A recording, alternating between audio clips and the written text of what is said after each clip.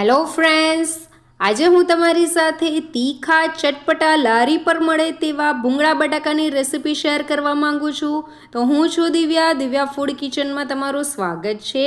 Recipe start કરતાં પહેલાં ચેનલને સબસ્ક્રાઈબ ન કરી હોય તો સબસ્ક્રાઈબ કરજો. તો અહીંયા મેં એક બાઉલ લઈ લીધો છે. તેની અંદર 3 ટેબલસ્પૂન જેટલું તેલ એડ કરી દીધું છે. તેની સાથે જ 1 ચમચી કાશ્મીરી લાલ મરચું એડ કર્યું છે, જે સ્વાદમાં વધારે તીખું નથી હોતું. તેની સાથે 1/4 ટેબલસ્પૂન જેટલું મીઠું એડ કરી દીધું છે. આપણે આને બરાબર મિક્સ કરી દેવાનું છે, તમે જોઈ શકો છો. ત્યાર પછી અહીંયા મેં નાના બટાકા, જેને આપણે બટાકી કહીએ છીએ, તે મેં લઈ લીધા છે. 500 ગ્રામ જેટલા છે. તેને મેં બાફી દીધા હતા અને તેની છાલ મેં કાઢી લીધી છે અને તેને આની અંદર એડ કરી દેવાના છે, તમે જોઈ શકો છો. ત્યાર પછી એને બરાબર મિક્સ કરી દેવાના છે. આજે આપણે જે ભૂંગળા બટાકા બનાવીએ છીએ, એક અલગ રીતે તેની જે લસણની ચટણી આવે છે, એક અલગ રીતે બનાવીએ છીએ. તો અહીંયા મેં મિક્સર જાર લઈ લીધું છે. તેની અંદર મેં 15થી 20 લસણની કળીઓ લઈ લીધી છે. અહીંયા મેં તીખા લાલ મરચાં લીધા છે, જેને મેં અડધો કલાક પાણીમાં પલાળી દીધા હતા. જો તમારી પાસે કાશ્મીરી લાલ મરચું હોય તો તમે તેની ક્વોન્ટિટી વધારી શકો છો અને તેને આ જ રીતે પલાળી દેવાના છે અને તેનું પાણી આપણે યુઝમાં લેવાનું નથી. ત્યાર પછી તેની અંદર મીઠું એડ કરી દેવાનું છે અને તેની સાથે જ 1/4 કપ જેટલું પાણી એડ કરી દેવાનું છે અને તેને મિક્સ કરી દેવાનું છે અને આ રીતની સ્મૂથ પેસ્ટ તૈયાર કરી દેવાની છે. તો આપણી લસણની ચટણી રેડી થઈ ગઈ છે. તો અહીંયા હવે એક પેન લઈ લીધું છે. તેની અંદર 4 ચમચી જેટલું તેલ એડ કરી દેવાનું છે. ત્યાર પછી આપણે જે લસણની ચટણી જે બનાવી હતી તેને આની અંદર એડ કરી દેવાની છે. વિડીયો જરીક પણ સ્કીપ નહીં કરતા, ખૂબ જ ફટાફટ આ રેસીપી બનીને તૈયાર થઈ જાય છે. અને આ લસણની ચટણીને આપણે બધું બરાબર મિક્સ કરી દેવાનું છે અને લસણની આપણે ચટણી જે કચાશ નહીં રહી જાય તેથી આપણે તેને ઢાંકીને આપણે કૂક કરવાની છે. તો આને આપણે જ્યાર સુધી તેનું તેલ છૂટું નહીં પડી જાય ત્યાર સુધી તેને કૂક કરવાની છે. તો વારે વારે તેને ખોલબંધ કરીને કૂક કરજો, નહીં તો નીચે ચટણી ચોંટી જશે. તો તમે જોઈ શકો છો કે તેની સાઈડ પરથી હવે તેલ છૂટું પડવા માંડ્યું છે.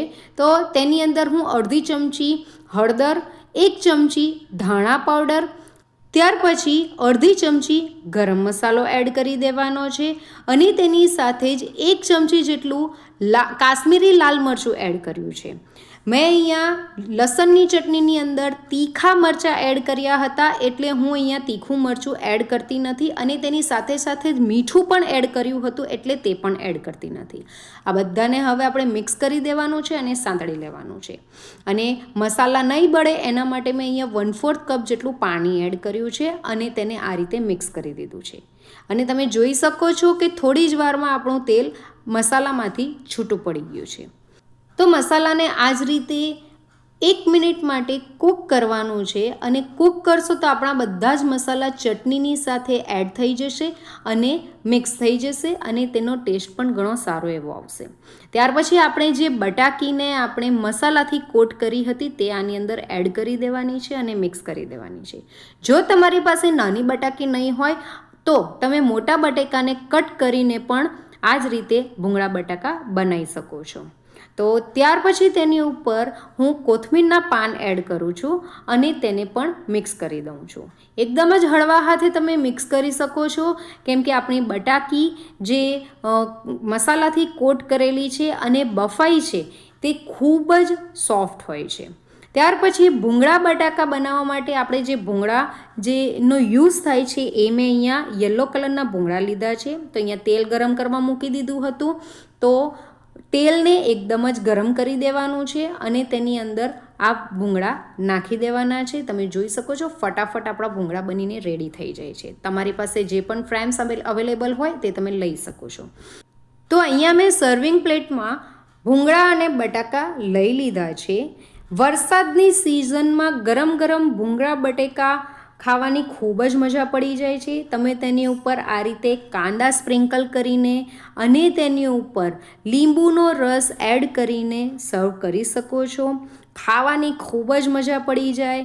સાંજના ટાઈમે નાની ભૂખ હોય ત્યારે પણ તમે નાસ્તામાં પણ તમે ભૂંગળા બટાકા બનાવીને ખાઈ શકો છો. તો તમને મારી આજની ભૂંગળા બટાકાની રેસિપી જેનો ટેસ્ટ લાડી પર મળે તેવો છે તો તમને કેવી લાગી એ કમેન્ટ કરીને જરૂર કહેજો અને મારી રેસિપીને લાઈક કરજો. Thank you for watching.